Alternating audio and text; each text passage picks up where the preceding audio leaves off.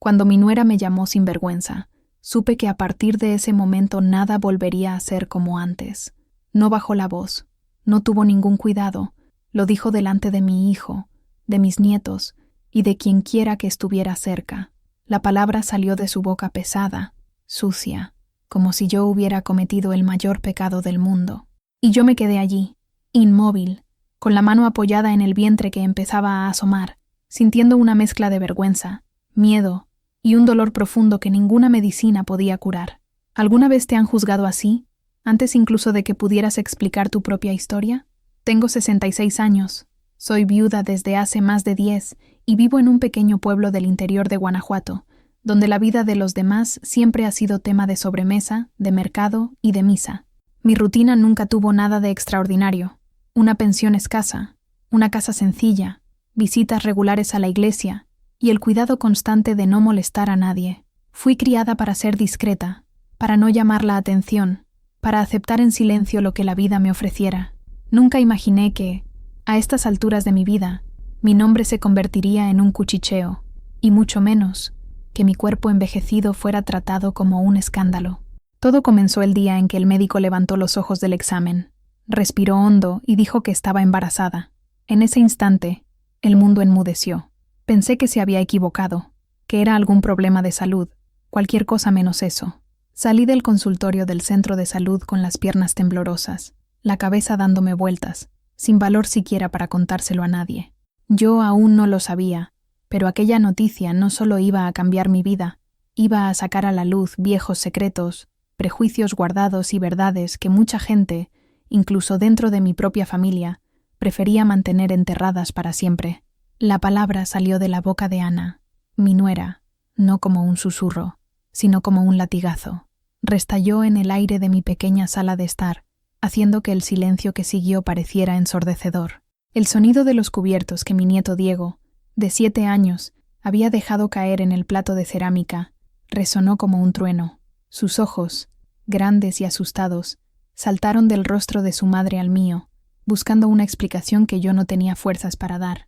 Estábamos todos allí, reunidos para el almuerzo del domingo, una tradición que yo mantenía con uñas y dientes desde que mi difunto esposo, Javier, nos dejó. Era mi manera de mantener a la familia unida, de sentir el calor de su presencia en la casa que, la mayor parte del tiempo, era demasiado grande y vacía para una mujer sola. Aquel día, el olor de mi mole poblano, que normalmente llenaba la casa de confort, parecía haberse agriado en el aire. Mi hijo, Miguel, estaba de pie junto a su esposa, el rostro una máscara de conflicto. Me sujetaba el brazo, no con firmeza, sino con una vacilación que me lo decía todo. Estaba dividido entre la madre que lo crió y la mujer con la que construyó su vida. Su contacto, que debería haber sido de apoyo, parecía más bien un intento de contenerme, como si yo fuera la fuente de un problema que necesitaba ser silenciado. Ana continuó, sus ojos oscuros chispeando con una furia que nunca le había visto en 10 años de convivencia. ¿Cómo tuviste el valor, Josefina? A tu edad, ¿qué va a decir la gente? ¿No piensas en tu familia? ¿En tus nietos? Esto es asqueroso. Cada palabra era un golpe físico. Sentí que me faltaba el aire, que se me cerraba la garganta. Mi mano instintivamente fue hacia mi vientre, un gesto de protección que solo pareció enfurecerla aún más. Allí, bajo las capas de mi vestido floreado y del delantal que aún no me había quitado, crecía la vida que se había convertido en mi sentencia. Tenía 66 años, era viuda desde hacía una década y estaba embarazada. Intenté hablar, abrir la boca para explicar lo inexplicable, para pedir calma, para implorar una pizca de compasión, pero lo que salió fue un sonido ahogado, un sollozo que murió antes de nacer. Miré el rostro de Miguel, buscando socorro, pero él desvió la mirada, fijándola en un punto cualquiera de la pared amarillenta detrás de mí. En ese momento, la soledad me engulló por completo. No era la soledad de una casa vacía, sino la soledad devastadora de estar rodeada por tu propia familia y sentirte una completa extraña, una aberración. Ana tomó la mano de Diego, que empezaba a llorar en voz baja, y lo atrajo hacia ella. «Vámonos, Miguel, no tenemos nada más que hacer aquí. Tu madre ha tomado su decisión». Se dieron la vuelta y caminaron hacia la puerta. El sonido de sus pasos en el suelo de madera era la banda sonora de mi humillación. Miguel se detuvo en el umbral, miró hacia atrás una última vez, y vi en sus ojos una mezcla de dolor, vergüenza, y lo peor de todo, decepción. No dijo nada, no hacía falta. Su silencio fue más cruel que el grito de su esposa.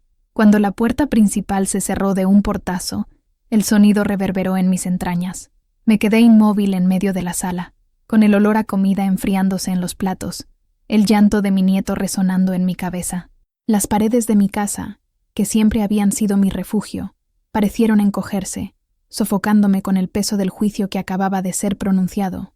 Allí, sola, con el corazón roto en 1000 pedazos, me pregunté si tendría fuerzas para llevar no solo a un niño, sino también la carga de ser una vergüenza para aquellos que más amaba en el mundo.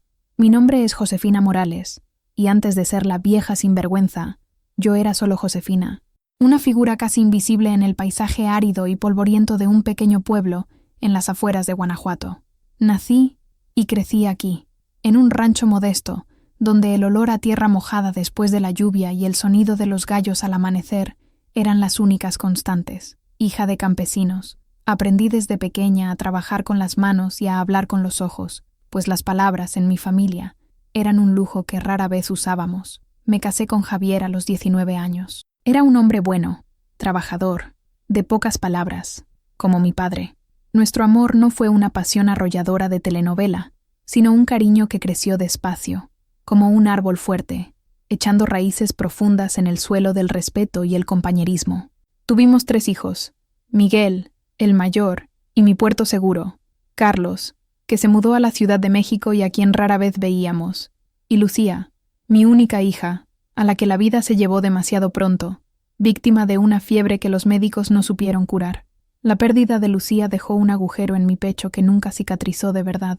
Javier se fue hace 10 años. Se lo llevó un corazón cansado que simplemente dejó de latir mientras dormía a mi lado. Desperté con su silencio, un silencio definitivo y aterrador. Después del entierro, la vida se resumió en una rutina monótona. Despertar, cuidar de la casa, bordar manteles que vendía en el mercado del domingo, preparar dulces de leche y cajeta para complementar la pequeña pensión. Mis días se medían por el tic-tac del reloj de pared de la sala y por las sombras que se alargaban en el patio. La soledad, al principio, era una compañera discreta. Con el tiempo, se convirtió en una presencia sofocante. Veía a las otras viudas del pueblo, vestidas de negro, con la amargura surcando sus rostros, y me prometí a mí misma que no me convertiría en una de ellas. Pero era difícil. Las noches eran las peores. El lado vacío de la cama parecía un abismo helado. A veces, hablaba con el retrato de Javier en la mesita de noche, contándole sobre mi día, sobre los dolores de espalda, sobre la nostalgia que me apretaba el corazón. Mi cabello, antes negro como la noche, ahora era un enredo de hilos plateados, recogidos en un moño firme en la nuca. Mi rostro, un mapa de arrugas que contaban la historia de cada sol fuerte, cada lágrima contenida, cada sonrisa discreta.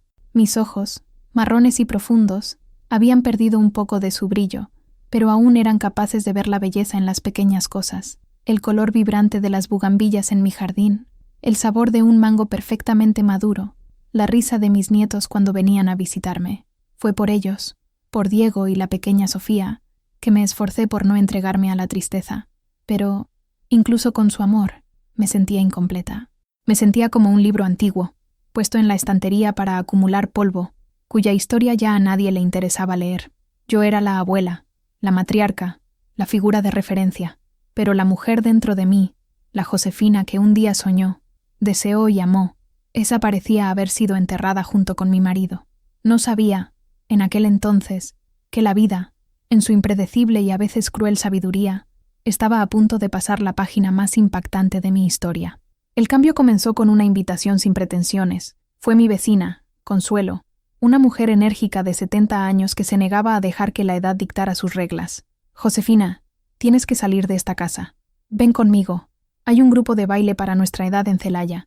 Tienen un autobús que nos recoge todos los jueves. Es bueno para los huesos y para el alma». Me negué al principio. La idea de balancearme en una pista de baile me parecía ridícula. Yo, con mis dolores de cadera y mi luto perpetuo, pero Consuelo era insistente como una mosca terca. Después de semanas de negativas, cedí, más para librarme de su insistencia que por voluntad propia. Aquel primer jueves, me sentí como un pez fuera del agua.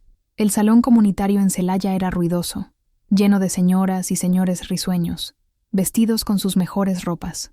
La música, una mezcla de cumbias, danzones y boleros, me transportó a mi juventud. Me quedé sentada en un rincón, observando, sintiéndome tan fuera de lugar como una monja en un carnaval. Fue entonces cuando un hombre se acercó.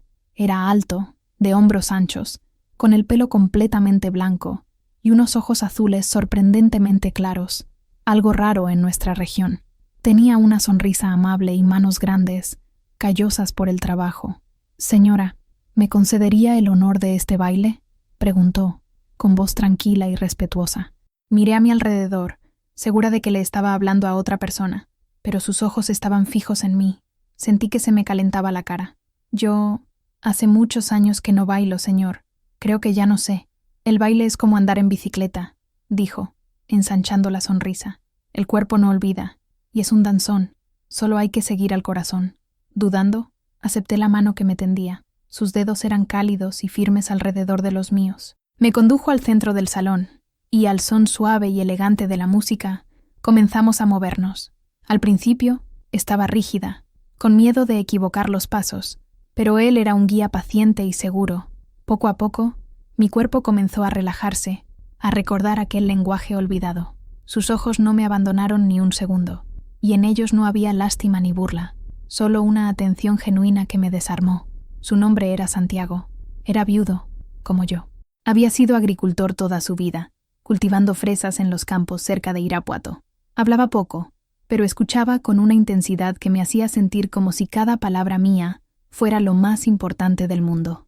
A partir de aquel jueves, el baile se convirtió en el punto álgido de mi semana. Santiago y yo nos hicimos pareja, no solo en la pista, sino también en las conversaciones que seguían, regadas con café y pan dulce. Hablábamos de nuestras vidas, de nuestros hijos, de las nostalgias que cargábamos.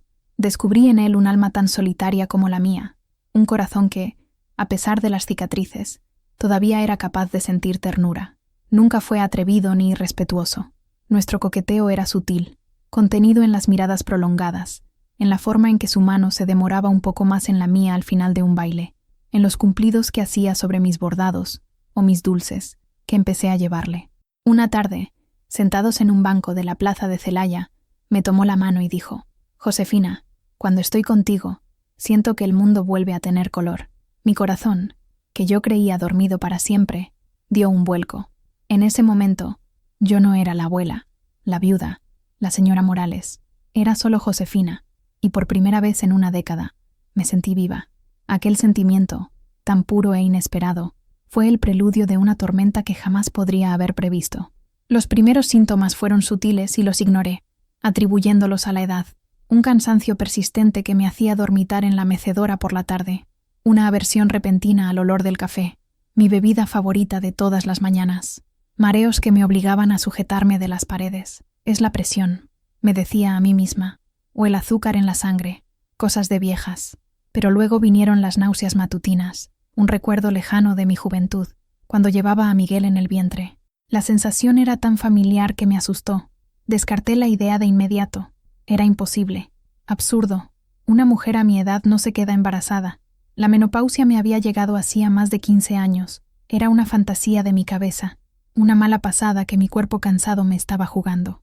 Mi relación con Santiago se había profundizado. Nuestros encuentros ya no se limitaban a las clases de baile.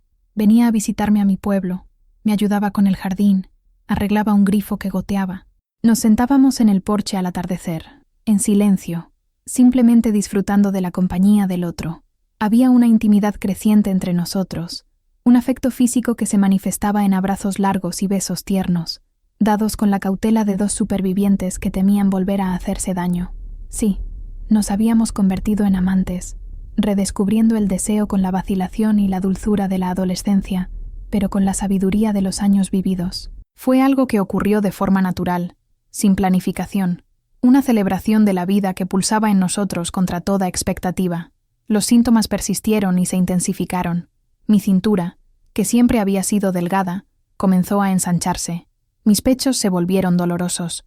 El miedo empezó a instalarse en mi corazón, una semilla helada que crecía cada día.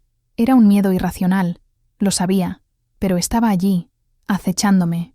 Fue Consuelo quien plantó la semilla de la duda de forma explícita. «Josefina, tienes un color diferente», dijo un día, observándome por encima de sus gafas. «Y estás más llenita. ¿Andas comiendo mucho pan dulce?». Di una excusa cualquiera, pero su mirada me decía que sospechaba algo más. La vergüenza comenzó a corroerme. ¿Qué diría? ¿Cómo lo explicaría? Finalmente, la duda se volvió insoportable. Me armé de valor y pedí una cita en el centro de salud del pueblo vecino, donde nadie me conocía. Me senté en la sala de espera fría e impersonal, con el corazón latiendo desbocado en el pecho. Me sentía ridícula. La enfermera, una chica joven, me miró con extrañeza cuando describí mis síntomas. El doctor Ramírez era un hombre de mediana edad, con un aire cansado pero amable. Me escuchó con paciencia, tomó algunas notas y luego me examinó. Su rostro permaneció impasible todo el tiempo. Pidió un análisis de sangre y una ecografía, solo para descartar cualquier posibilidad más seria, dijo. Regresé una semana después para buscar los resultados. El sudor frío me corría por la nuca. El doctor me llamó a su consulta, cerró la puerta y se sentó frente a mí.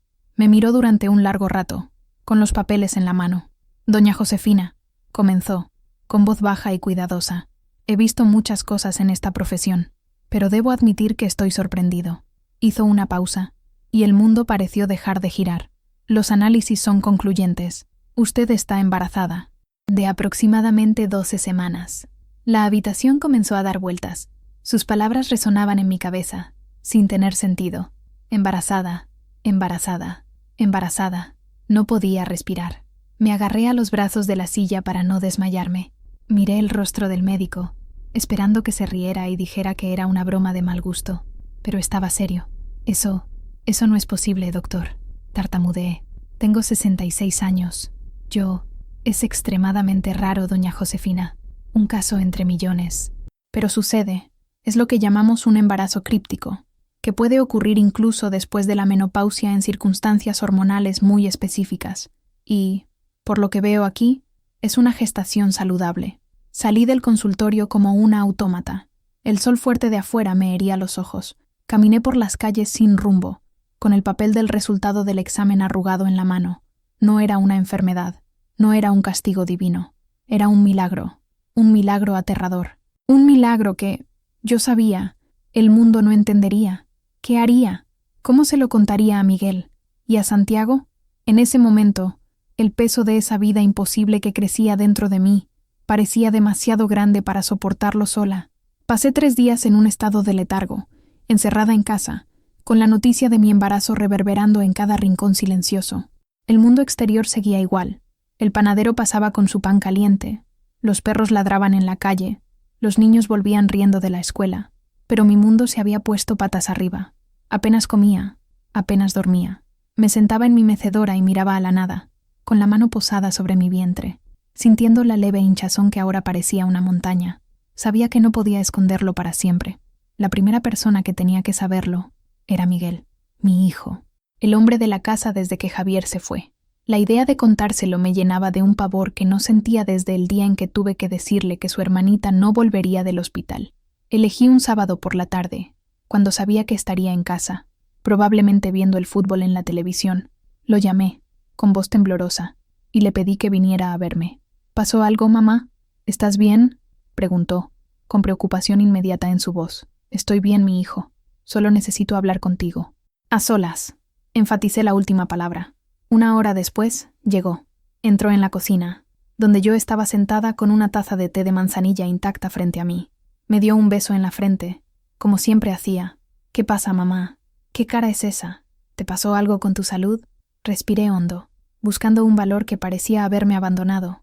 «Siéntate, Miguel, por favor». Él acercó una silla y se sentó, con los ojos fijos en mí, el ceño fruncido por la preocupación. El silencio se alargó. Abría la boca, pero las palabras no salían. ¿Cómo se le dice a un hombre de 45 años que su madre de 66 está esperando un bebé? «Mamá, me estás asustando», dijo, inclinándose hacia adelante. Finalmente, las palabras salieron, en un hilo de voz. «Miguel, yo estoy embarazada». Él parpadeó, 1, 2 veces. Una sonrisa confusa apareció en sus labios. ¿Embarazada? ¿Cómo así? Estás bromeando, ¿verdad? ¿Es alguna broma? Negué con la cabeza lentamente. Las lágrimas que había estado conteniendo finalmente rodaron por mi rostro. No es una broma, mi hijo. Fui al médico. Es verdad. Su sonrisa desapareció. Su rostro pasó por una sucesión de emociones. Incredulidad, confusión, shock. Se reclinó en la silla, como si le hubieran dado un puñetazo en el estómago. Pero, ¿cómo? Eso es imposible. ¿Usted y Santiago? Asentí, incapaz de hablar. La vergüenza me quemaba por dentro. Me sentía como una adolescente tonta, confesando un error a sus padres. Miguel se pasó las manos por el pelo, un gesto que hacía desde niño cuando estaba nervioso. Se levantó, caminó de un lado a otro en la pequeña cocina. Pero, mamá, tu edad, es peligroso. ¿Y qué va a decir la gente? ¿Qué le voy a decir a Ana, a los niños? No lo sé, Miguel, susurré. Yo también tengo miedo. No sé qué hacer. Dejó de caminar y me miró. Vi la lucha en sus ojos, la lucha entre el hijo que me amaba y el hombre adulto, preocupado por las apariencias, por la lógica, por la normalidad de las cosas. Por un momento, temí que fuera a explotar, a gritar, a acusarme de locura, pero entonces se acercó a mí, se arrodilló junto a mi silla, como hacía cuando era un niño pequeño, y venía a contarme un secreto. Tomó mis manos temblorosas entre las suyas. Estaban heladas. «Está bien, mamá», dijo, con la voz aún alterada, pero con un tono de resignación. «Vamos a encontrar una solución. Siempre lo hacemos, ¿no?» Miró mi vientre y luego mis ojos. «¿Es peligroso?» El médico dijo que es de alto riesgo, pero que por ahora todo está bien, conmigo y con el bebé. Suspiró, un suspiro largo y pesado, como si el peso del mundo hubiera caído sobre sus hombros. «¿Y Santiago? ¿Ya lo sabe?» «Todavía no. Quería hablar contigo primero. Él tiene que asumir su responsabilidad», dijo Miguel, con voz endurecida. «No puede simplemente...» «La asumirá mi hijo. Santiago es un buen hombre. No me va a abandonar». Miguel se quedó allí, arrodillado a mi lado, durante un largo rato. No dijo nada más, solo sostuvo mis manos. En ese momento sentí una pizca de alivio. No me había juzgado. Se había quedado impactado, asustado, pero no me había condenado. Poco sabía yo que su aceptación era solo la calma antes de la tormenta. La verdadera batalla estaba a punto de comenzar, y vendría de la persona que menos esperaba que me atacara con tanta furia. La idea de contárselo al resto de la familia en un almuerzo de domingo fue de Miguel. «Es mejor así, mamá», argumentó. «Se lo contamos a todos de una vez. Ana tiene que oírlo de nosotros, no por chismes en la calle. En su lógica, un evento familiar, un ambiente controlado, sería lo ideal. Qué terrible error». El domingo amaneció pesado, el cielo cubierto por nubes grises que reflejaban la opresión en mi pecho. Pasé la mañana en la cocina, moviéndome en piloto automático. Piqué las verduras, preparé el mole, puse la mesa con mi mejor mantel bordado. Cada gesto era un intento de crear una normalidad que sabía que era falsa. El olor de la comida, que normalmente me confortaba, hoy me daba náuseas. Santiago estaba a mi lado. Se lo había contado la noche anterior, después de mi conversación con Miguel. Recibió la noticia con un silencio atónito, seguido de un abrazo tan fuerte que casi me rompió los huesos. Sus ojos azules se llenaron de lágrimas. «Un hijo, Josefina.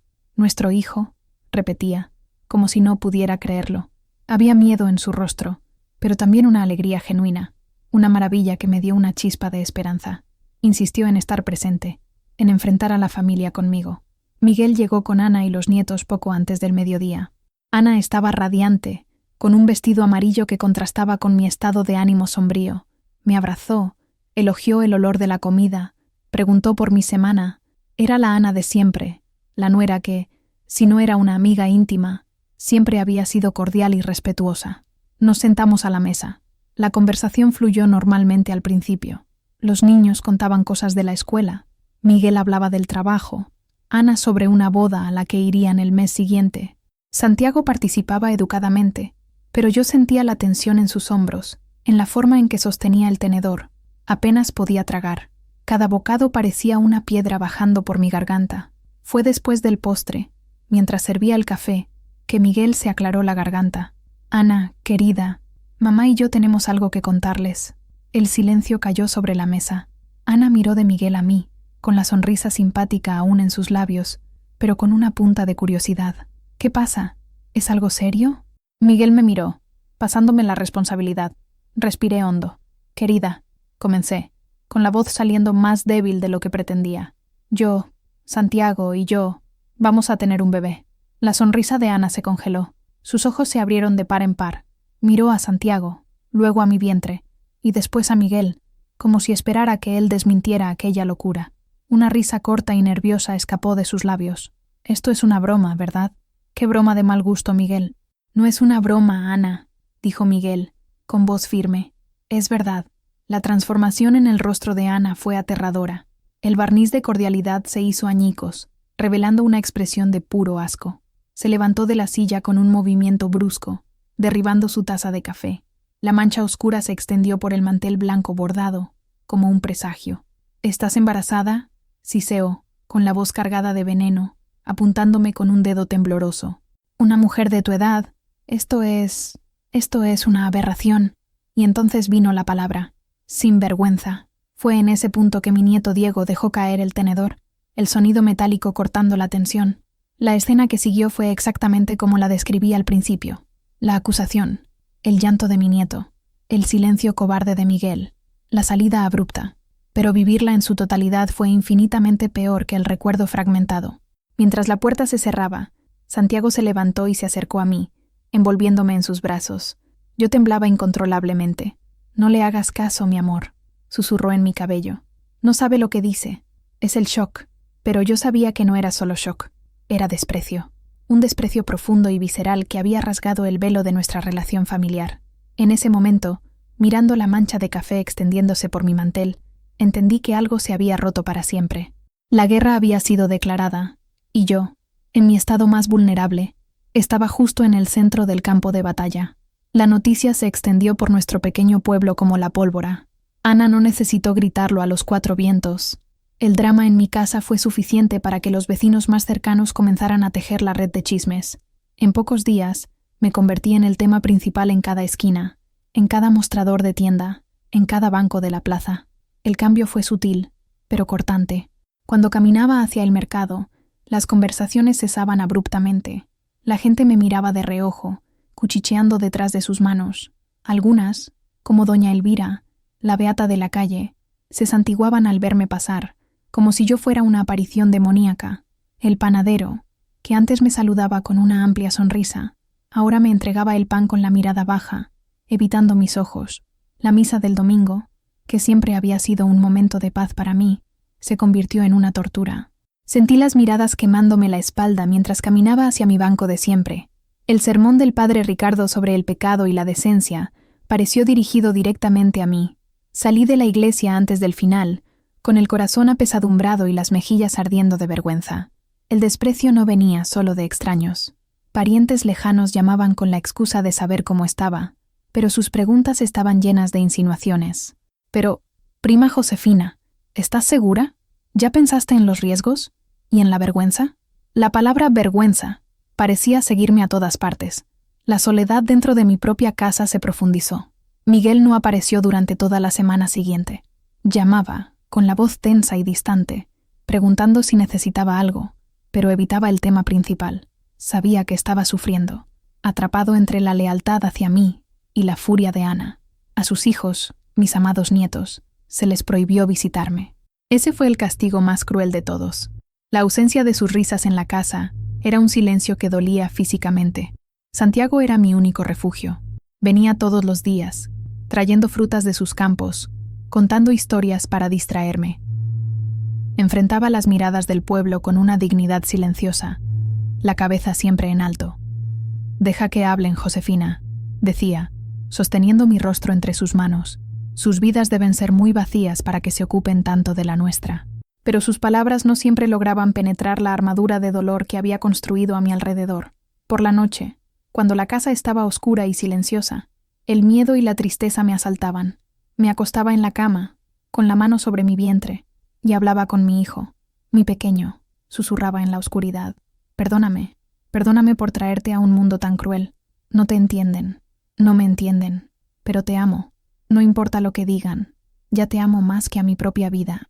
Estas conversaciones nocturnas se convirtieron en mi oración, mi tabla de salvación. En ese diálogo silencioso con la vida que crecía dentro de mí, Encontraba una fuerza que no sabía que poseía. Era una fuerza nacida del amor más primal de todos, el amor de una madre por su hijo. Sabía que el camino por delante sería arduo, lleno de piedras y espinas, pero por esa pequeña vida estaba dispuesta a caminar descalza sobre todas ellas. Yo sería su escudo, aunque el resto del mundo nos lanzara sus flechas envenenadas. Santiago era un hombre forjado por la tierra. Tenía la paciencia de quien espera la cosecha, la resiliencia de quien enfrenta la sequía y la fuerza tranquila de un árbol centenario. Mientras el mundo a mi alrededor se deshacía en juicios, él se convirtió en mi raíz, hincándose firme en el suelo para que la tormenta no me llevara. Él también enfrentó su propia dosis de escarnio. Sus hijos, ya adultos y casados, que vivían en Irapuato, reaccionaron con una mezcla de incredulidad y vergüenza. El mayor, un hombre de negocio serio y pragmático, llamó a su padre y lo acusó de haber perdido el juicio. «Papá, tienes 70 años. ¿Qué es esto? ¿Una crisis de la mediana edad tardía? Estás manchando el nombre de nuestra familia». Santiago me contó sobre la llamada con una tristeza serena en los ojos. «Son buenos hijos, Josefina», dijo, sentado a la mesa de mi cocina, revolviendo una taza de té. «Pero son prisioneros del qué dirán. Se han olvidado de que la vida es para vivirla, no para que los demás la aprueben». No se inmutó. Su decisión fue simple e inquebrantable. «Este niño es nuestro, es un regalo, y vamos a cuidarlo juntos». Poco a poco, la casa de Santiago, un pequeño rancho en las afueras de su ciudad, se convirtió en un refugio para mí. Cuando las habladurías en mi pueblo se volvían insoportables, tomaba el autobús y pasaba el día con él. Allí, en medio de sus campos de fresas y el olor a tierra fértil, podía respirar. Construimos nuestra propia burbuja de normalidad. Él me leía en voz alta, libros de poesía que amaba. Yo le enseñaba a hacer mi receta secreta de cajeta. Caminábamos de la mano por las hileras de plantas, el sol de la tarde calentando nuestros rostros. Él me contaba sobre su difunta esposa, con un cariño y respeto que me conmovían. Yo hablaba de Javier, de Lucía, de los dolores que guardaba solo para mí. En esos momentos, no éramos el escándalo de la región. Éramos solo un hombre y una mujer, en la última etapa de sus vidas, que habían encontrado en el otro un consuelo inesperado y un amor tardío, pero no menos profundo. Una tarde, mientras observábamos la puesta de sol pintar el cielo de naranja y púrpura, se volvió hacia mí. «¿Sabes, Josefina?», dijo, con voz suave. «Mi abuela solía decir que Dios escribe derecho con renglones torcidos. Quizás este sea el renglón más torcido que hemos visto, pero siento que su final será el correcto. Sus palabras eran un bálsamo para mi alma herida. No me veía como una aberración, sino como la mujer que llevaba a su hijo. Su mirada estaba desprovista de juicio, llena de una admiración que me hacía sentir hermosa, incluso con el cuerpo cambiando, el rostro hinchado y el cansancio estampado en mi expresión. Comenzó a adaptar su casa para la llegada del bebé. Montó una cuna que había sido de sus hijos en una pequeña habitación libre. Compró lana y agujas de tejer para mí, para que hagas los zapatitos, dijo con una sonrisa. Eran pequeños gestos, pero significaban el mundo. Significaban compromiso, significaban futuro. Nuestra alianza se fortaleció con cada cuchicheo que enfrentamos juntos, con cada mirada de desaprobación que recibimos con la cabeza en alto. Descubrimos una fuerza en nuestra unión que ninguno de nosotros poseía solo. Éramos dos viejos barcos, castigados por el tiempo y las tormentas de la vida, pero que juntos habíamos encontrado un puerto seguro el uno en el otro, listos para navegar en el mar desconocido que se abría ante nosotros. Con el paso de las semanas, mi cuerpo se adaptaba a su nueva realidad. El vientre crecía, lento pero firme, un recordatorio constante del milagro que se desarrollaba dentro de mí. Y con los cambios físicos, vinieron también los recuerdos. El embarazo, de alguna manera, abrió una puerta a un pasado que yo mantenía cerrado bajo 7 llaves. Una tarde lluviosa, mientras ordenaba una vieja caja de madera llena de fotografías amarillentas, me encontré con una imagen que hizo que mi corazón se detuviera. Era una foto de mi boda con Javier. Nosotros dos, jóvenes, llenos de sueños y miedos, pero no era a nosotros a quienes miraba. A nuestro lado, un poco detrás, estaba un joven sonriente, de cabello oscuro y ojos penetrantes. Era Ricardo, el mejor amigo de Javier, nuestro padrino de boda. Mirar ese rostro me trajo una oleada de sentimientos encontrados, gratitud, dolor y un secreto tan pesado que lo había cargado como una cruz durante más de 45 años. Javier y yo intentamos tener hijos durante años. Años de tés de hierbas, promesas a santos, visitas a curanderas y médicos. Años de esperanza cada mes, seguidos por la misma decepción desoladora. La culpa me consumía. En aquella época, la infertilidad siempre se consideraba un fallo de la mujer. Me sentía vacía, inútil, un árbol seco que no daba frutos, hasta que un médico en la capital, después de muchos exámenes, nos dio el diagnóstico. El problema no era mío, era de Javier. Recuerdo el silencio en el coche durante todo el viaje de vuelta. Javier no lloró, no gritó, simplemente se encerró en un caparazón de vergüenza y dolor. Ser hombre y no poder engendrar un hijo era, para él, la mayor de las humillaciones. Fue Javier quien tuvo la idea, una idea desesperada, nacida de su amor por mí y de su deseo de construir una familia. Ricardo, dijo una noche, con la voz entrecortada, él puede ayudarnos. Es nuestro amigo, nuestro hermano. Nadie tendrá que saberlo nunca. El hijo será nuestro, Josefina, criado con nuestro amor, con nuestra sangre, en nuestro hogar. Al principio la idea me horrorizó. Parecía incorrecta, pecaminosa, pero el deseo de ser madre era más fuerte que cualquier prejuicio. Ricardo, después de mucha vacilación, accedió a ayudarnos, por el amor y la amistad que sentía por Javier. Fue un acto de generosidad y sacrificio que selló nuestros destinos para siempre. Todo se hizo con el mayor secreto. Miguel nació 9 meses después. Se parecía a Javier en temperamento y gestos, pero sus rasgos físicos, sus rasgos eran de Ricardo. El cabello oscuro y ondulado, la forma de los ojos, la barbilla fuerte. Nadie pareció notarlo nunca, o quizás prefirieron no hacerlo. La gente ve lo que quiere ver. Ricardo se mudó al norte poco después del nacimiento de Miguel. Se casó, tuvo su propia familia. Intercambiamos algunas cartas al principio, pero con el tiempo el contacto se perdió. Javier y yo nunca más volvimos a tocar el tema. Era nuestro pacto de silencio. Miguel era nuestro hijo, y punto. Lo amábamos con toda nuestra alma, y esa era la única verdad que importaba. Ricardo falleció hace algunos años, víctima de un accidente de trabajo, llevándose el secreto con él a la tumba, o eso pensaba yo. Sosteniendo aquella foto antigua, con la lluvia golpeando la ventana, sentí un escalofrío recorrer mi espina dorsal. La vida, con sus ironías crueles, estaba a punto de desenterrar el pasado de la manera más espectacular e improbable.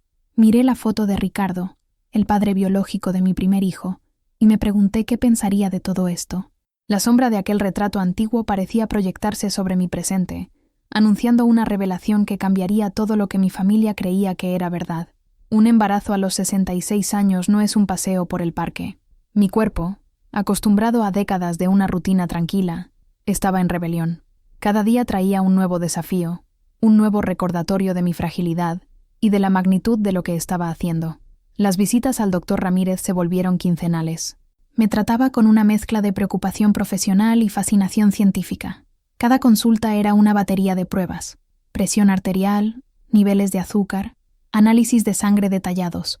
Me explicó los riesgos con una franqueza aterradora: preeclampsia, diabetes gestacional, parto prematuro, problemas cromosómicos en el bebé. La lista parecía interminable. Doña Josefina, su cuerpo está haciendo un esfuerzo monumental, dijo, observando los resultados de una ecografía. Es como pedirle a un coche antiguo que corra una maratón. Necesitamos vigilarla de cerca. Los dolores de espalda eran constantes. Mis tobillos se hinchaban tanto que apenas podía ponerme los zapatos. El cansancio era tan profundo que, a veces, subir un tramo de escaleras me dejaba sin aliento. Y estaba el miedo, un miedo constante, que se anidaba en el fondo de mi estómago. Con cada punzada, cada calambre, mi corazón se helaba.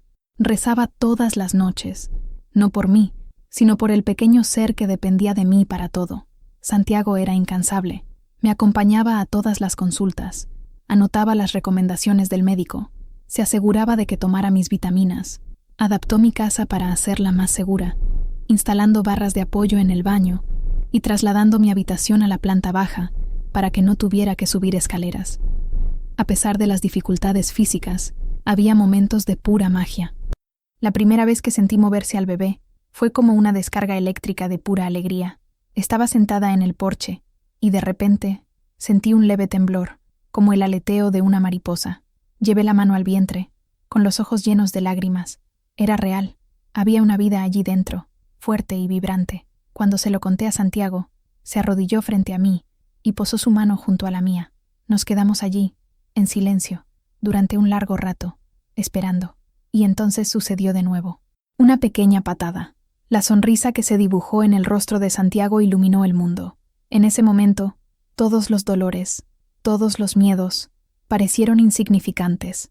La gente del pueblo, aunque todavía desconfiada, comenzó a mirar mi creciente vientre con una especie de asombro. El escándalo se estaba transformando, poco a poco, en una curiosidad morbosa. Ya no era solo la vieja sinvergüenza, sino una especie de fenómeno, una anomalía de la naturaleza que desafiaba la lógica. Intentaba ignorar las miradas. Me enfocaba en lo que importaba, la salud de mi hijo. Seguí todas las recomendaciones médicas al pie de la letra.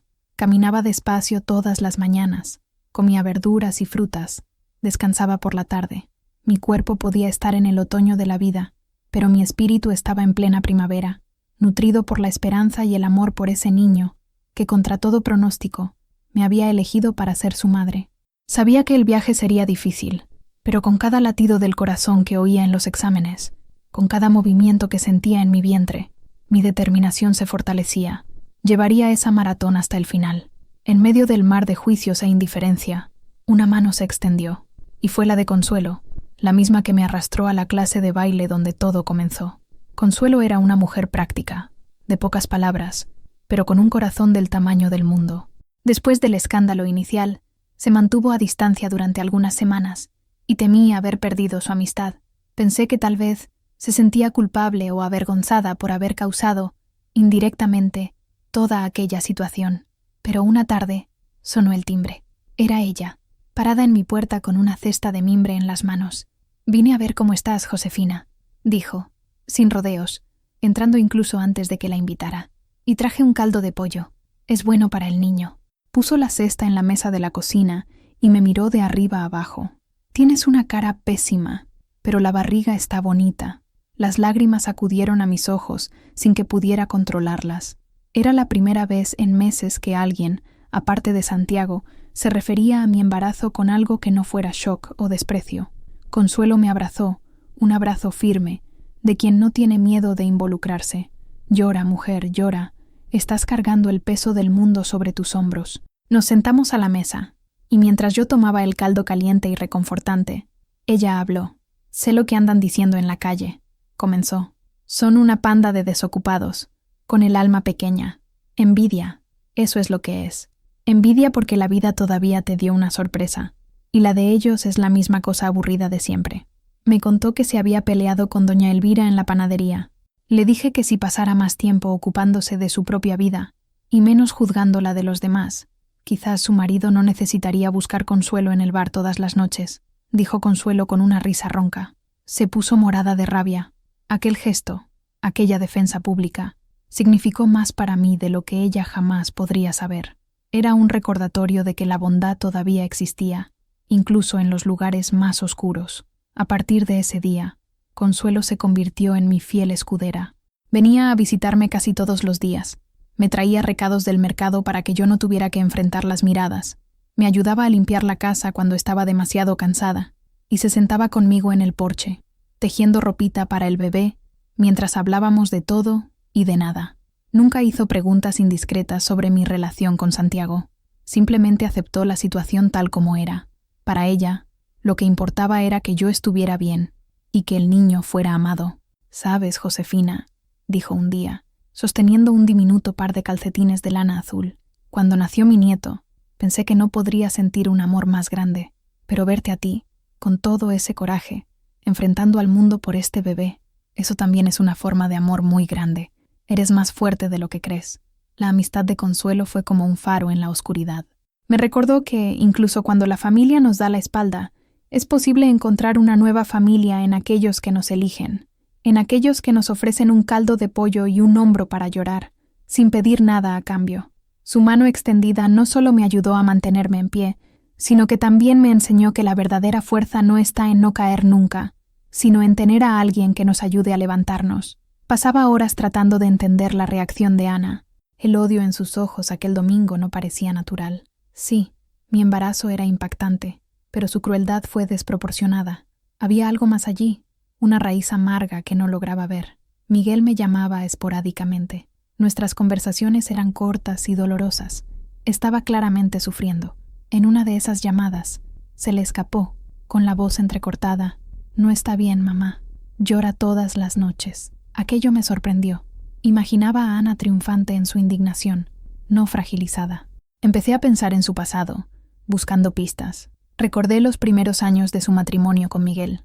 Recordé cómo tardaron en tener hijos. Fueron casi 5 años de espera, de consultas médicas, de tratamientos que nunca detalló, pero que yo sabía que eran desgastantes. Recuerdo haberla visto llorar en silencio en el bautizo de una sobrina, con la mirada perdida, el dolor estampado en su rostro. Cuando Diego finalmente nació, fue una explosión de alegría. Ana se transformó. Se convirtió en una madre leona, protectora hasta el extremo. La maternidad la definió. Se convirtió en el centro de su universo. Sofía llegó 2 años después, completando la familia perfecta que tanto había soñado. ¿Sería eso? ¿Sería que mi embarazo, tan inesperado e inmerecido a sus ojos, era un insulto a su propia lucha? Para ella, que batalló tanto para concebir, verme embarazada a los 66 años, de forma casi accidental, podría parecerle una injusticia cósmica, una bofetada del destino. Comencé a ver su rabia no solo como maldad, sino como una manifestación de su propio dolor. El dolor de una mujer que luchó por tener lo que yo, aparentemente, había conseguido sin esfuerzo y fuera de todas las reglas. Su obsesión con la vergüenza y con el qué dirán quizás fuera un reflejo de sus propias inseguridades, del miedo a que su familia, construida con tanto esfuerzo, se viera manchada por un escándalo que no podía controlar. No la perdonaba. Sus palabras todavía resonaban en mi mente, hiriéndome profundamente. Pero por primera vez, empecé a sentir una pizca de compasión por ella. La vi no como la villana de mi historia, sino como otra mujer, librando sus propias batallas, ahogándose en sus propios miedos. Esta percepción no cambió lo que hizo, pero sí cambió la forma en que veía lo ocurrido. La rabia que sentía hacia ella comenzó a disiparse, siendo reemplazada por una profunda tristeza. Una tristeza por las dos, por esa barrera que se había levantado entre nosotras, construida con ladrillos de dolor, envidia e incomprensión. Me pregunté si algún día seríamos capaces de derribar ese muro. En ese momento parecía imposible, pero subestimé el poder de la verdad, una verdad que estaba a punto de salir a la luz y que sacudiría los cimientos de todos nosotros, especialmente los de Ana. La revelación que se aproximaba no solo explicaría el presente, sino que también reescribiría el pasado de una forma que nadie podría haber previsto. Era una noche calurosa de agosto. La luna llena colgaba en el cielo como una lámpara de plata, iluminando mi pequeño jardín. No podía dormir. El bebé se movía sin parar, y mi mente estaba igualmente inquieta. Me levanté y fui a la sala, sentándome en mi vieja mecedora. El suave crujido de la madera era el único sonido en la casa silenciosa. Fue allí, en el silencio de la madrugada, donde decidí que era hora de enfrentar el secreto que cargaba, no para contárselo a alguien, todavía no, sino para mí misma, para verbalizarlo en mi mente, con todos sus dolorosos detalles, como una forma de preparación para lo que sentía que estaba por venir. Cerré los ojos y me transporté a más de 45 años atrás. Javier y yo estábamos sentados en la cocina, la misma cocina donde hoy me sentaba sola. La carta del médico de la capital estaba sobre la mesa, entre nosotros. Las palabras «infertilidad masculina irreversible» parecían saltar del papel, burlándose de nosotros. Javier tenía los hombros encorvados, un hombre quebrado. Él, que era el sostén, el pilar, parecía a punto de desmoronarse. «Te he fallado, Josefina», susurró, con la voz ronca. «No puedo darte lo único que más quieres en el mundo». Tomé su mano. «Hemos fallado, Javier. No hay culpables. Es el destino». Pero sabíamos que no era verdad. La culpa tenía un nombre, y era el suyo. En nuestra cultura, en nuestra época, aquello era una sentencia de muerte para la masculinidad de un hombre. La idea de pedir ayuda a Ricardo vino de él, como recordaba, pero el recuerdo que emergió esa noche fue más detallado. Recordé mi resistencia inicial. «No, Javier, eso no está bien. Es pecado». Y recordé su respuesta, sus ojos llenos de lágrimas, la desesperación en su voz. «Más pecado es que vivamos una vida sin hijos, sabiendo que podríamos tener uno un hijo que será nuestro, criado por nosotros. Ricardo es sangre de nuestra sangre. En amistad, haría cualquier cosa por mí. Y se irá. Nadie lo sabrá jamás.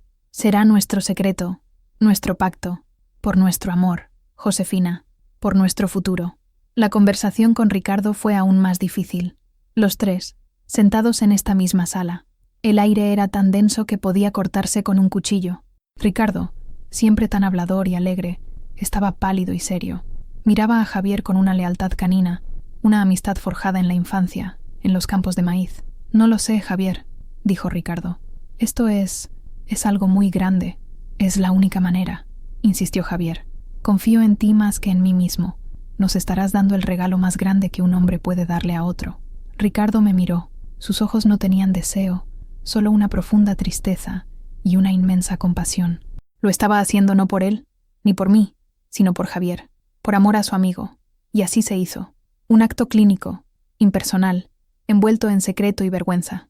Cuando descubrí que estaba embarazada, la alegría se mezcló con una culpa abrumadora. Javier, por otro lado, renació. La paternidad, aunque no biológica, sanó su alma herida. Fue el padre más dedicado y amoroso que un niño podría desear. Miguel nació, y el parecido con Ricardo era innegable para quien supiera la verdad. Pero nosotros éramos los únicos que lo sabíamos. Javier y yo nos aferramos a esa mentira, a esa omisión, y la transformamos en nuestra verdad. Con el tiempo, la mentira se volvió tan cómoda que casi olvidamos que existía. Al abrir los ojos, sentí el peso de aquella confesión silenciosa. Había protegido el secreto de Javier durante toda mi vida. Protegí su honor, su masculinidad, su memoria. Miguel creció creyendo ser hijo de un hombre que lo amaba incondicionalmente, y quizás esa fuera la única paternidad que importaba. Pero ahora, llevando otra vida, una vida concebida en circunstancias tan diferentes, me preguntaba sobre la naturaleza de la verdad. ¿Un secreto guardado por amor sigue siendo una mentira? ¿Y qué pasaría si esa mentira, enterrada tan profundamente, estuviera a punto de ser exhumada por la más extraña de las coincidencias? La luna afuera parecía observarme, testigo silencioso de un pasado que se negaba a morir. La vida continuó su curso lento. Mi vientre estaba ahora prominente, imposible de esconder. Las visitas de Santiago eran mi rutina, mi puerto seguro. Una tarde, sentados en el porche, hablaba de su familia, un intento de llenar el vacío dejado por la mía. Mis padres eran de un pueblito en Jalisco, contó. Vinieron a la región de Irapuato en busca de trabajo en los campos. Mi madre tuvo 5 hijos. Yo soy el menor. Hablaba de sus hermanos, de sus sobrinas y sobrinos, a la mayoría de los cuales veía rara vez, y entonces mencionó un nombre que me heló la sangre. Mi hermana mayor, la que ya falleció, se casó con un hombre llamado Aguilar. Él tampoco está ya entre nosotros. Tuvieron un hijo, mi único sobrino por parte de ella, un buen muchacho, pero que la vida se llevó lejos. Se llamaba Ricardo Aguilar. El tejido se me cayó del regazo. Mi corazón comenzó a latir descontroladamente. Aguilar, Ricardo Aguilar.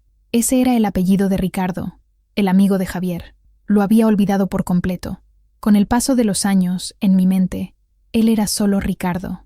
«Josefina, ¿estás bien? Te has puesto pálida», dijo Santiago, con preocupación en su voz.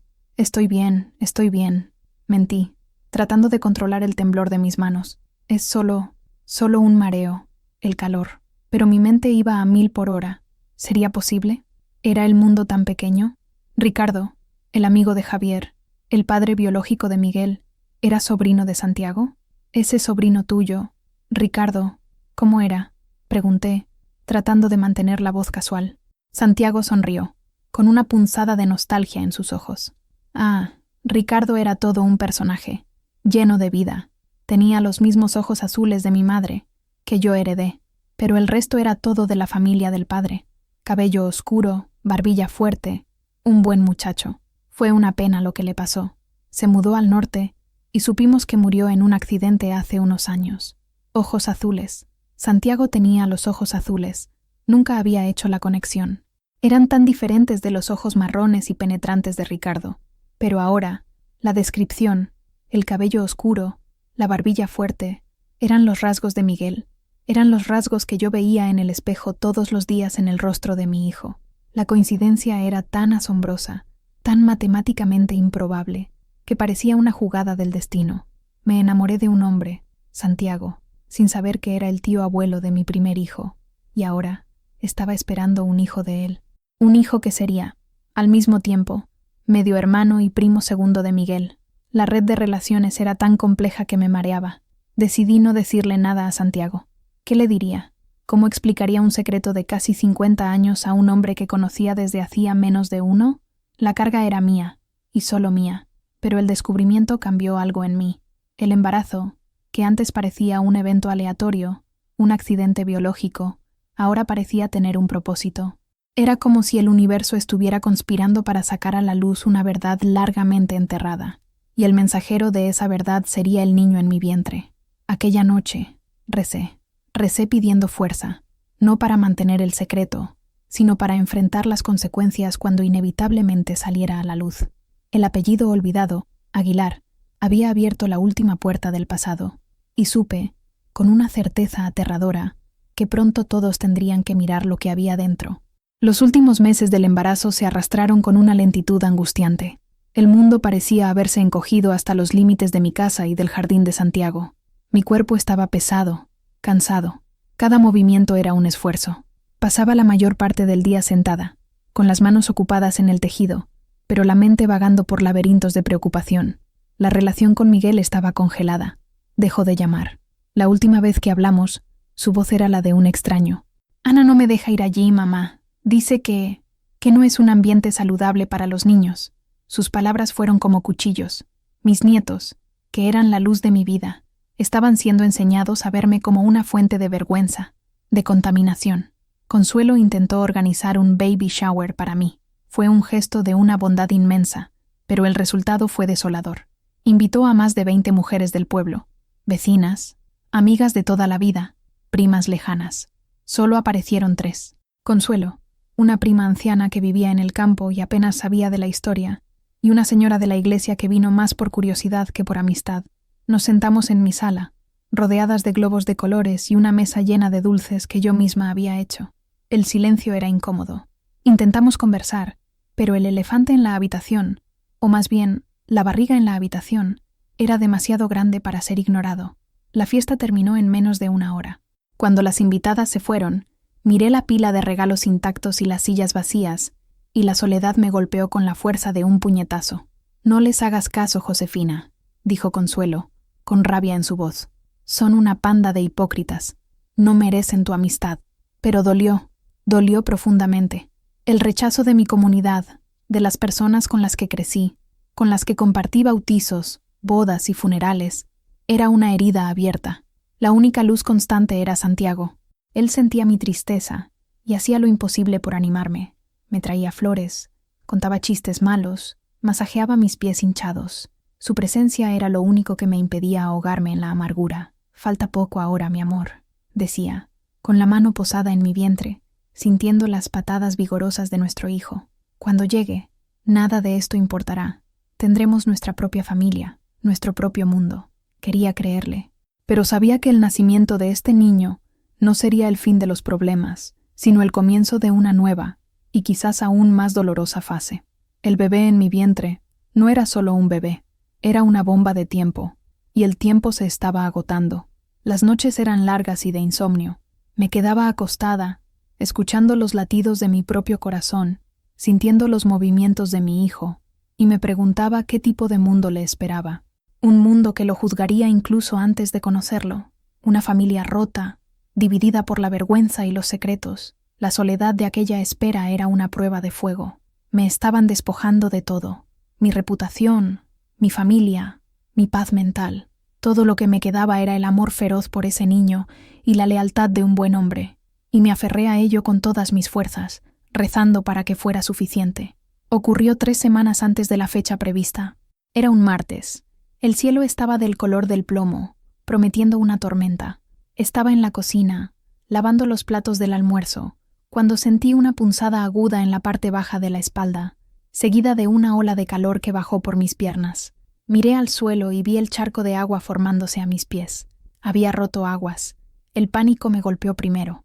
Me quedé paralizada, con la respiración contenida en la garganta. Sola. Santiago estaba en sus campos, a casi 1 hora de distancia. «Miguel», Miguel ya ni siquiera contestaba mis llamadas.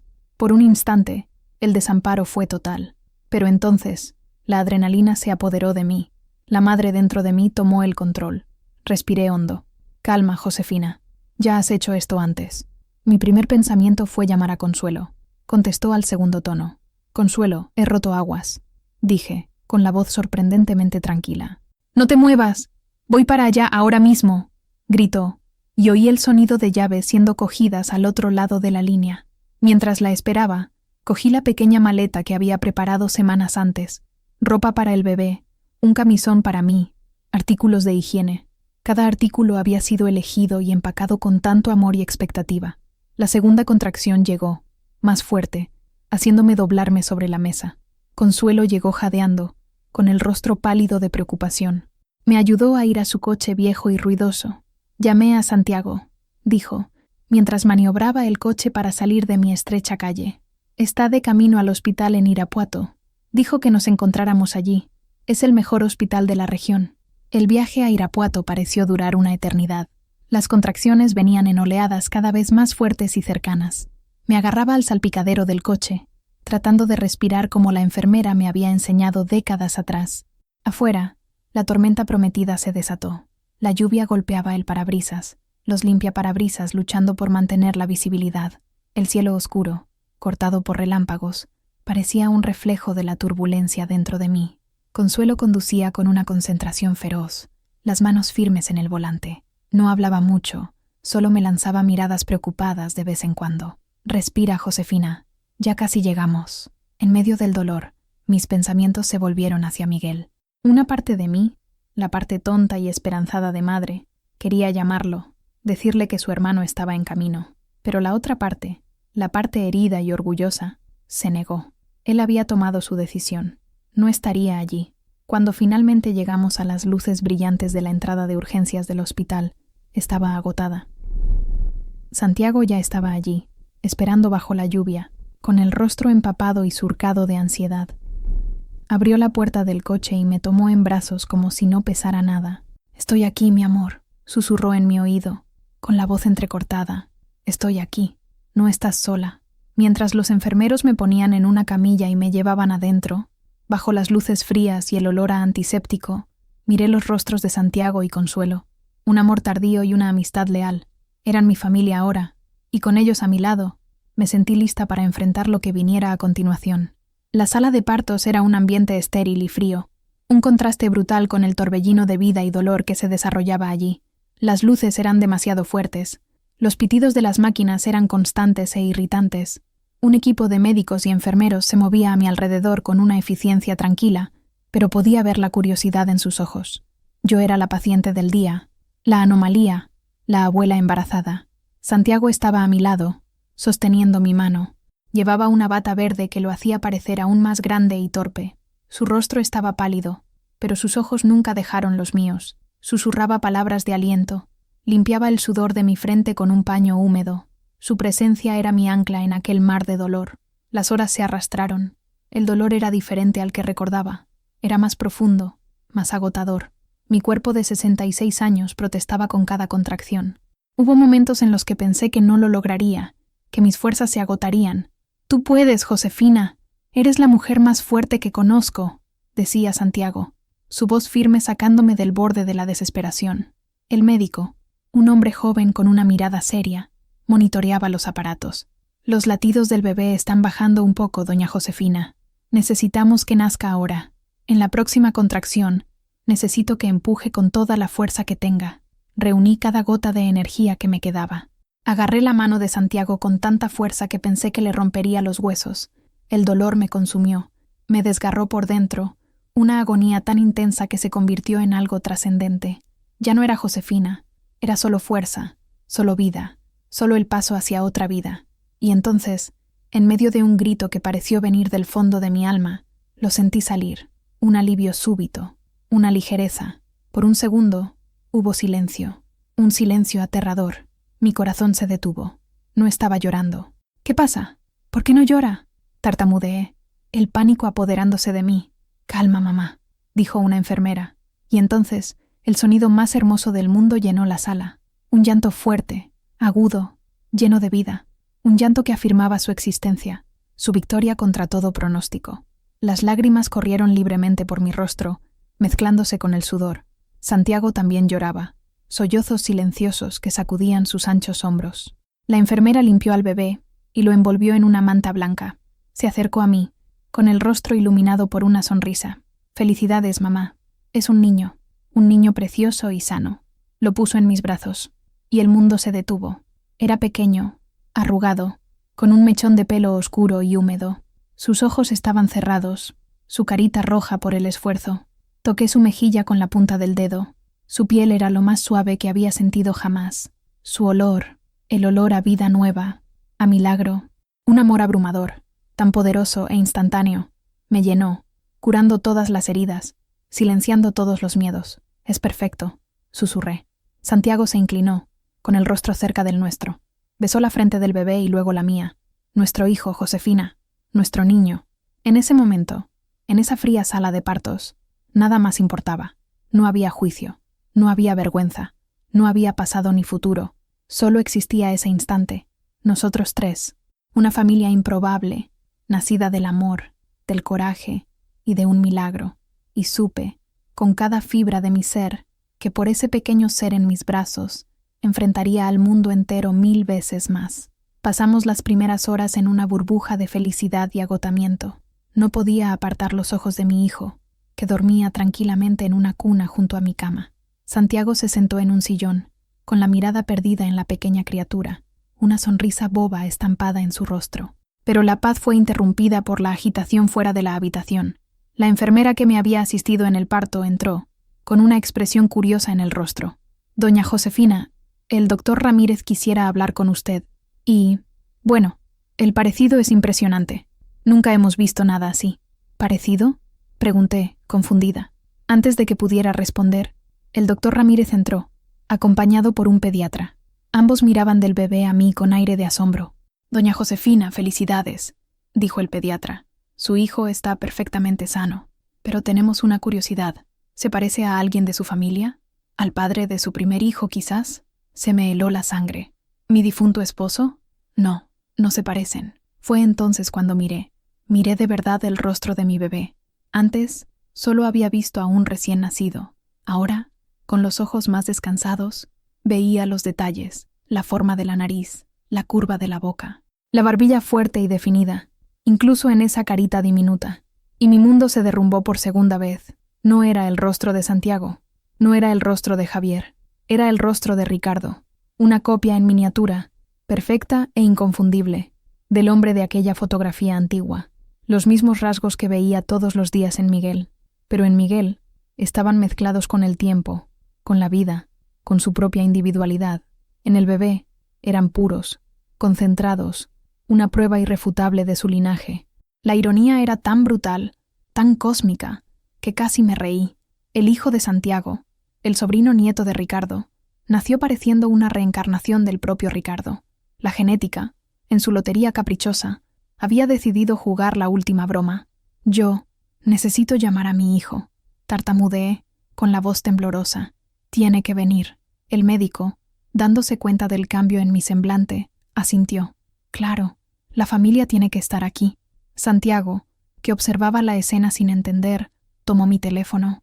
«¿Qué pasa, Josefina? ¿Qué están diciendo? Llama a Miguel, Santiago. Dile que su hermano ha nacido. Dile que es urgente, que tiene que venir ahora».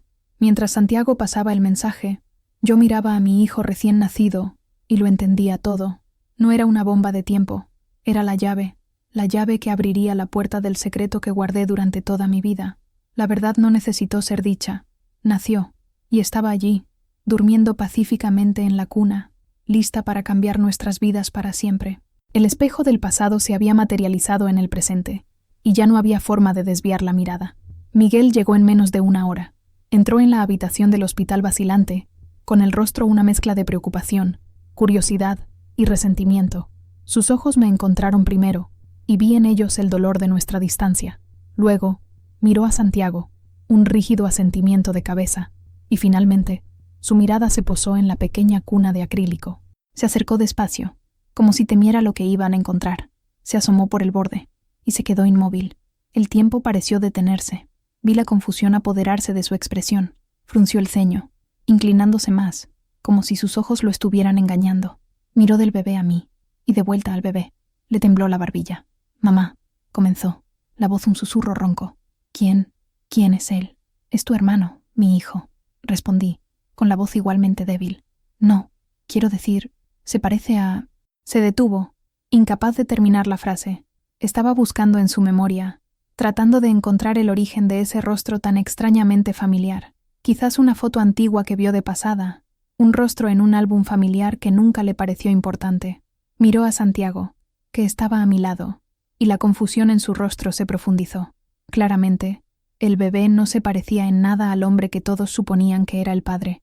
Y entonces, la puerta de la habitación se abrió de nuevo. Era Ana. Debió de haber venido con Miguel, pero esperó afuera, quizás por orgullo, quizás por incertidumbre. Entró con la barbilla en alto, los ojos chispeantes, la misma armadura de desprecio que había usado el día del almuerzo. «Miguel, ¿qué estamos haciendo aquí? Te dije que...» Su voz se apagó cuando vio la escena. Miguel, paralizado junto a la cuna, con el rostro pálido como la cera, se acercó, su dura mirada pasando por mí y por Santiago. Su intención, sentí, era lanzar otra pulla, otra acusación. Miró dentro de la cuna con aire de desdén, y fue ahí donde su mundo se rompió. La máscara de furia se deshizo, reemplazada por un shock tan profundo que la dejó sin aliento. Sus ojos se abrieron de par en par, la boca se abrió en una «oh» silenciosa. Se llevó la mano al pecho, como para evitar que el corazón se le saliera. A diferencia de Miguel, ella sabía exactamente a quién se parecía el bebé. Recordé, en un instante, una conversación de años atrás. Estaba organizando las fotos antiguas de la familia para un cumpleaños de Miguel y me preguntó sobre el padrino guapo de mi boda. «¿Quién es este hombre, suegra?» «Miguel se parece más a él que a su padre». Yo evadí el tema. Dije que era solo un amigo que se había mudado, pero Ana, con su atención a los detalles, había guardado ese rostro en su memoria. Tambaleó hacia atrás, chocando con una silla. «No, no puede ser», susurró, su mirada saltando del bebé a mí, la comprensión y el horror creciendo en sus ojos. «Es él, el hombre de la foto de la boda. Ricardo». Se volvió hacia Miguel, que todavía estaba en trance. «Miguel, míralo. Es su cara, la cara de tu...» El silencio que siguió fue el más pesado que he experimentado en mi vida. Todas las piezas encajaron en su lugar, para todos en la habitación, al mismo tiempo. Mi embarazo, el parecido inexplicable, el secreto de toda una vida. Todo colisionó en esa pequeña habitación de hospital. Ana me miró, ya no con rabia, sino con un asombro reverente. La acusación de sinvergüenza flotaba en el aire entre nosotros, ahora despojada de su veneno, transformada en un testimonio de su propia ignorancia. Ante el rostro de la verdad, encarnado en ese pequeño bebé, todos los juicios se convirtieron en polvo. Miguel finalmente se movió. Se alejó de la cuna, con los ojos fijos en mí. No había rabia en su mirada, solo un dolor profundo y una búsqueda desesperada de respuestas. No necesitaba que yo lo confirmara. Él lo sabía. La evidencia estaba allí, durmiendo pacíficamente, ajena al terremoto que había causado. «Toda mi vida», comenzó, con la voz quebrada, «toda mi vida ha sido una mentira». Las lágrimas corrían por mi rostro. «No, mi hijo, nunca fue una mentira. Fue una historia de amor. El amor de un hombre que deseaba tanto ser tu padre, que movió cielo y tierra para que existieras. Javier fue tu padre en cada respiración, en cada gesto, en cada momento. Esa es la única verdad que importa». Él se miró las manos, luego mi rostro. «Pero él no era mi padre». La frase no fue una pregunta, sino una constatación, una realidad que estaba dolorosamente asimilando. Santiago, que hasta entonces había presenciado todo en un silencio atónito, finalmente comprendió la magnitud de lo que estaba sucediendo. Miró al bebé, a mí y luego a Miguel. La conexión se hizo en su mente. «Ricardo Aguilar, era tu padre», dijo, con la voz llena de asombro. «Mi sobrino». La revelación golpeó a Miguel como otra onda de choque.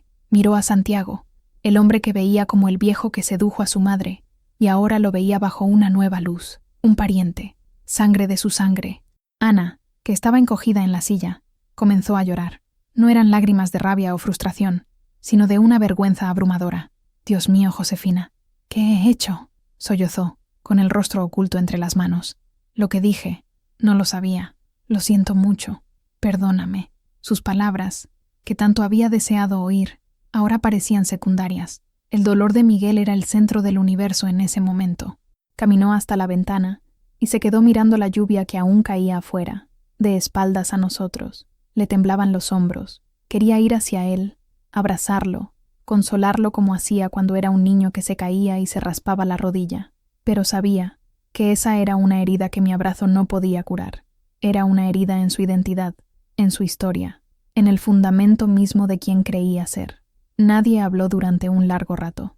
El único sonido en la habitación era el suave pitido de los monitores, el llanto contenido de Ana y la respiración pesada de Miguel. No había necesidad de más explicaciones. La verdad estaba allí, desnuda y cruda, en medio de nosotros. No necesitaba palabras para ser comprendida. Solo necesitaba ser sentida, absorbida y, de alguna manera, sobrevivida. El bebé en la cuna se movió, soltando un pequeño suspiro. Instintivamente, todos nos volvimos hacia él. Ese pequeño ser, en su inocencia, se había convertido en el epicentro de nuestras vidas. No solo sacó a la luz un secreto, sino que también nos obligó a mirarnos a nosotros mismos, a nuestros prejuicios, nuestros dolores y nuestras verdades. La familia que entró en esa habitación no era la misma que saldría. La cuestión era si seríamos capaces de juntar los pedazos y construir algo nuevo a partir de las ruinas. El primero en romper el silencio fue Miguel. Se dio la vuelta, con los ojos rojos e hinchados, y caminó hacia mí. Se sentó en el borde de mi cama y, para mi sorpresa, tomó mi mano. «¿Por qué nunca me lo contaste, mamá?», preguntó con voz baja, sin acusación, solo una tristeza infinita. «Fue una promesa que le hice a tu padre. A Javier», me corregí. «Su honor era todo lo que tenía. Te amaba tanto, Miguel, más que a su propia vida. Temía que si lo sabías, el amor que sentías por él cambiara. Fue para protegerte, y para protegerlo a él». Apretó mi mano. Yo lo amaba, y siempre lo amaré. Él fue mi padre. Nada va a cambiar eso. Sus palabras fueron un bálsamo para mi corazón. Pero ahora tengo un hermano, y un tío, dijo, mirando a Santiago con una nueva expresión. Ana se levantó, con el rostro manchado de lágrimas. Se acercó a mí, vacilante. «Josefina, yo he sido tan cruel, tan ciega. Te juzgué de la peor manera posible, sin saber la carga que llevabas, el sacrificio que hiciste». Se arrodilló junto a mi cama, una imagen especular de Miguel horas antes de la tormenta. Tenía envidia, confesó, con la voz entrecortada. Luché tanto para tener a mis hijos, y cuando te vi embarazada, parecía tan fácil, tan injusto. Desquité en ti mi propio dolor, mi propia inseguridad, y la vergüenza que sentí era la mía, no la tuya. Vergüenza de no tener la familia perfecta que creía que teníamos. Miró al bebé. Y él es la prueba de que la vida es mucho más complicada y mucho más hermosa que nuestras estúpidas reglas. No eres una sinvergüenza, Josefina. Eres la mujer más valiente que conozco. Por favor, perdóname. Su disculpa era tan sincera, tan visceral, que rompió la última barrera de resentimiento en mi corazón. Extendí la mano y toqué su cabello. Está todo bien, Ana. El dolor nos hace decir y hacer cosas terribles. Lloró aún más, sosteniendo mi mano contra su mejilla. El muro de hostilidad que había construido a nuestro alrededor se había derrumbado, revelando a la mujer vulnerable y asustada que había detrás. Miguel fue hacia su esposa y la ayudó a levantarse. La abrazó y los dos lloraron juntos, una pareja apoyándose en medio del terremoto que había sacudido a su familia. En ese momento, entró la enfermera. «Es hora de alimentar al campeón», dijo con una sonrisa, ajena al drama. Tomó al bebé de la cuna y lo puso en mis brazos. Mientras lo acunaba, sentí todas las miradas sobre nosotros. Miguel se acercó. «¿Tiene nombre?», preguntó, con la voz más tranquila. Miré a Santiago, que asintió. «Mateo», dije. «Significa regalo de Dios». Miguel extendió un dedo y tocó la pequeña mano de Mateo. El bebé, instintivamente, agarró el dedo de su hermano con una fuerza sorprendente. Un sollozo escapó de Miguel, pero esta vez había un atisbo de sonrisa en sus labios. Allí, en esa habitación de hospital, los muros que nos separaban cayeron, muros de secretos, de juicio, de dolor. Lo que quedó fue una familia rota, sí, pero con la posibilidad, por primera vez, de reconstruirse sobre una base de verdad y perdón. Y en el centro de todo, un pequeño bebé llamado Mateo, el regalo que nos obligó a encontrar el camino de vuelta el uno al otro. Salir del hospital unos días después fue como entrar en un mundo diferente. La noticia de lo que sucedió en la sala de partos no se extendió en detalle, pero su esencia sí. El regreso a mi pequeño pueblo no fue lo que esperaba. Miguel y Ana insistieron en llevarme a casa. Fue la primera vez en meses que Ana se subió a mi coche, sentada en el asiento delantero junto a Miguel, mientras yo iba detrás con Mateo en su portabebés. El silencio en el viaje no era tenso, sino reflexivo. Cuando llegamos a mi calle, noté la diferencia de inmediato. Las cortinas se movían en las ventanas de los vecinos, como siempre, pero las miradas ya no eran de desprecio. Eran de curiosidad, de asombro, de un respeto recién descubierto. El escándalo se había transformado en leyenda. Ya no era la viuda loca, sino la matriarca de una historia digna de una telenovela. Consuelo y Santiago me esperaban en la puerta, con el rostro de ambos iluminado de alivio. Santiago tomó a Mateo de mis brazos con un cuidado infinito, el orgullo estampado en cada línea de su rostro. Consuelo me abrazó con fuerza. Bienvenida de nuevo, amiga. Lo que más me sorprendió fue la reacción del pueblo en los días siguientes. La gente que antes cruzaba la calle para evitarme, ahora se detenía a saludarme. Felicidades por el bebé, doña Josefina, decían, con los ojos tratando de espiar la carita de Mateo. Doña Elvira me encontró en el mercado y, en lugar de santiguarse, me dio una palmadita en el brazo y dijo: Dios obra de maneras misteriosas. No es cierto. La historia completa del parentesco y el secreto permaneció dentro de la familia, pero el pueblo creó su propia versión, una versión mística de que el bebé era la cara del primer hijo de un pariente lejano, una señal del destino, y en cierto modo, no estaban equivocados. Mi casa, antes un lugar de soledad y tristeza, se llenó de vida. Miguel y Ana venían a visitarme casi todos los días. Ana, como para redimirse, se convirtió en una ayuda incansable. Traía comida, ayudaba a bañar a Mateo, insistía en que descansara, miraba al bebé con una especie de reverencia, como si fuera un recordatorio constante de su propia falibilidad y de la complejidad de la vida. Mis nietos, Diego y Sofía, finalmente pudieron volver. Al principio, estaban confundidos. Abuela, ¿por qué tienes un bebé? ¿Es nuestro tío?, preguntó Diego. Miguel se arrodilló a su lado. Sí, hijo, es tu tío Mateo, y es un pequeño milagro. Nuestra familia es especial. Ver a Diego y Sofía maravillados con el pequeño tío, tocando sus piececitos, cantándole, fue la cura final para mi corazón. Sus risas llenaron la casa de nuevo, y supe que, a pesar de todo el dolor, todo había valido la pena. La rutina se estableció, una nueva normalidad, una realidad que ninguno de nosotros podría haber previsto. Éramos una familia remendada, llena de cicatrices, pero unida por una verdad que, aunque dolorosa, nos liberó.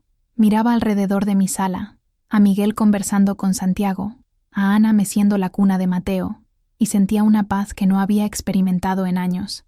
La tormenta había pasado, y en su lugar, contra todo pronóstico, el sol estaba empezando a brillar. La curación de una familia no ocurre de la noche a la mañana. Es un proceso lento, hecho de pequeños gestos y conversaciones difíciles. En los meses que siguieron, navegamos por este nuevo territorio, aprendiendo a relacionarnos unos con otros de una nueva manera. Miguel fue quien más luchó. La revelación sobre su paternidad biológica lo sacudió profundamente. Hubo días en que lo encontraba sentado en silencio, mirando a la nada, perdido en sus pensamientos. Una tarde, vino a verme solo. Traía consigo una vieja caja de zapatos. Encontré esto en las cosas de papá, dijo. Dentro, había fotos antiguas que nunca había visto, y entre ellas, varias fotos de Javier y Ricardo juntos, jóvenes, riendo, abrazados como hermanos. Parecía un buen hombre, dijo Miguel, señalando a Ricardo. Lo era, respondí, y te habría amado, si hubiera tenido la oportunidad. Yo tuve un padre, el mejor padre del mundo, dijo Miguel, con voz firme, pero ahora sé que tengo la sangre de otro hombre corriendo por mis venas. Y lo más extraño es que esa sangre me conecta con Santiago, y con Mateo, de dos maneras. La relación entre Miguel y Santiago se desarrolló de forma vacilante. Al principio era extraño. Había una formalidad forzada, pero Mateo era el puente entre ellos. Verlos juntos, mirando al bebé, era ver la personificación de nuestra compleja historia. Miguel, el hijo de Ricardo, Santiago, el tío de Ricardo, y Mateo, el hijo de Santiago, que parecía un retrato de Ricardo. Poco a poco, la extrañeza dio paso a un cariño genuino. Santiago, con su sabiduría tranquila, nunca forzó el acercamiento. Le dio a Miguel el espacio que necesitaba, y Miguel, a su vez, comenzó a ver en Santiago no al rival, sino a un buen hombre que amaba a su madre, y que era, por un capricho del destino, su familia. Ana, por otro lado, se sumergió de lleno en su nuevo papel. Se convirtió en la mayor defensora de Mateo. Cuando un pariente lejano hizo un comentario malicioso, fue Ana quien lo confrontó con una furia que me sorprendió. Este niño es una bendición, y esta familia, con todo su desorden, es más honesta que nunca. Si no puedes ver eso, el problema es tuyo. Ella y yo reconstruimos nuestra relación sobre las cenizas de la antigua. Encontramos un nuevo respeto la una por la otra, una comprensión nacida del dolor y el perdón. Conversábamos durante horas, no solo sobre Mateo, sino sobre la vida, sobre la maternidad, sobre los miedos que cargamos como mujeres. Descubrí en ella una fuerza y una profundidad que nunca había percibido. La dinámica más hermosa era la de los hermanos. Miguel sostenía a Mateo en sus brazos con una ternura que me emocionaba. Le cantaba al pequeño, le contaba historias sobre el abuelo Javier. Era como si, al conectarse con su nuevo hermano, se estuviera reconectando con su propia historia, aceptando todas sus partes. Nuestra familia era un mosaico, hecho de pedazos rotos, de lazos de sangre y de lazos de elección. Y de alguna manera, la imagen final era más fuerte y más hermosa que la original, perfectamente simétrica. Aprendimos que el amor no sigue líneas rectas y que la verdadera fuerza de una familia no reside en la ausencia de secretos, sino en la capacidad de sobrevivir a la verdad. La vida con Mateo era un torbellino de pañales, tomas nocturnas y canciones de cuna. Era agotador y maravilloso. A los 67 años, estaba reaprendiendo el lenguaje de los bebés, que pensé que había olvidado para siempre. Me dolía el cuerpo, mis noches eran cortas, pero mi corazón nunca había estado tan lleno. Me convertí en una figura curiosa en el pueblo, la abuela que era madre. Cuando salía a pasear con Mateo en el cochecito, la gente me paraba, sonriendo. La historia se había convertido en parte del folclore local. Los niños del vecindario venían a espiar por la cerca para ver al bebé milagroso. Había momentos de una belleza surrealista. Una tarde, estaba sentada en mi mecedora, con Mateo durmiendo sobre mi pecho. Miguel estaba sentado en el suelo, apoyado en la silla, y Diego, mi nieto, estaba tumbado en la alfombra, dibujando. El sol de la tarde entraba por la ventana, iluminando el polvo que danzaba en el aire. Diego levantó la cabeza. «Abuela, es gracioso. El tío Mateo es un bebé, pero es tu hijo, y papá es un adulto, y también es tu hijo». Miguel sonrió. «Y tú eres mi hijo, lo que hace que Mateo sea tu tío y la abuela, tu abuela 2 veces». Nos reímos de la lógica confusa, pero verdadera, del niño. En ese momento, yo era la matriarca de un árbol genealógico único. Era abuela de Diego y Sofía, y madre de su tío. Era madre de Miguel y suegra de Ana, y estaba construyendo una nueva vida con Santiago, el tío abuelo de mi primer hijo y padre del segundo. Santiago y yo no nos casamos. No sentimos la necesidad. Nuestro compromiso era más profundo que cualquier papel. Él dividía su tiempo entre su rancho y mi casa. Era un abuelo para los hijos de Miguel y un padre dedicado para Mateo. Era la calma en medio de mi huracán, el compañero que la vida me dio cuando menos lo esperaba. Mirando a Mateo, veía el futuro, pero también veía el pasado. Veía a Ricardo, el joven amigo que nos dio el mayor regalo. Veía a Javier, en el amor que todos sentíamos por ese niño. Y me veía a mí misma, una mujer que pensaba que su historia había terminado, pero que descubrió que aún quedaba un capítulo entero, el más importante de todos, por escribir. Ya no era solo Josefina, la viuda. Era Josefina, la madre de Miguel. Era Josefina, la abuela de Diego y Sofía. Y era Josefina, la madre de Mateo. Cada uno de esos roles era una parte de mí, y juntos me hacían completa. La vida me dio una segunda oportunidad, no para ser joven de nuevo, sino para amar de nuevo, con la fuerza y la sabiduría que solo los años pueden traer, y estaba agradecida, profundamente agradecida, por cada segundo de ese improbable viaje. Hoy, Mateo tiene 1 año, está empezando a dar sus primeros pasos, tambaleándose por mi sala, con las manitas extendidas en busca de equilibrio. Su risa es el sonido más presente en mi casa, una melodía que ha ahuyentado todos los fantasmas de la soledad. Mi vida ya no es silenciosa ni predecible. Es ruidosa, caótica, agotadora y absolutamente perfecta. Los domingos, mi mesa vuelve a estar llena. Miguel, Ana, los niños, Santiago. La conversación es animada, la risa es fácil. Las heridas del pasado no han desaparecido, pero se han transformado en cicatrices, recordatorios de la batalla que libramos y ganamos juntos. Ana y yo nos hemos convertido en confidentes. Ella me ayuda con Mateo, y yo la escucho cuando necesita desahogarse sobre los desafíos de criar a sus propios hijos. Encontramos la una en la otra la fuerza de la sororidad, un lazo que trasciende los roles de suegra y nuera. Miguel encontró la paz. Visitó la tumba de Javier, y según me contó, tuvo una larga conversación con él, agradeciéndole por haber sido su padre. También guarda una foto de Ricardo en su cartera, un reconocimiento silencioso del hombre que le dio la vida. Ha abrazado su compleja historia y se ha convertido en un hombre más completo por ello. Santiago y yo vivimos nuestro amor con la serenidad de quien sabe que cada día es un regalo. No hacemos grandes planes, simplemente disfrutamos del simple placer de estar juntos, de ver crecer a nuestro hijo, de ser testigos del pequeño milagro diario que es nuestra familia. Yo, Josefina Morales, la mujer que un día se sintió invisible, aprendí la lección más importante de todas. Aprendí que la dignidad no tiene edad, que el amor puede florecer en los terrenos más áridos, y que el coraje no es la ausencia de miedo, sino la decisión de seguir adelante a pesar de él. Yo no pedí esta vida, esta historia. Me fue impuesta por la más extraña de las circunstancias, pero al abrazarla, al enfrentar el juicio y la vergüenza, me encontré a mí misma. Di a luz a un niño a los 66 años, y junto con él, di a luz a una nueva versión de mí misma. Una mujer que ya no teme a su propia voz, que ya no se doblega ante el peso de lo que piensan los demás. Una mujer que, finalmente, entiende que la única aprobación que realmente importa es la que vemos en el espejo. Y hoy, cuando me miro en el espejo, veo a una mujer cansada, llena de arrugas, pero con los ojos brillantes. Veo a una madre, veo a una abuela, y por primera vez en mucho tiempo, veo a una mujer que se enorgullece inmensamente de ser quien es. Mi historia, con todas sus vueltas y revueltas, ahora les pertenece a ustedes. Me enseñó que detrás de cada rostro, de cada familia, existe una verdad mucho más profunda de lo que podemos imaginar.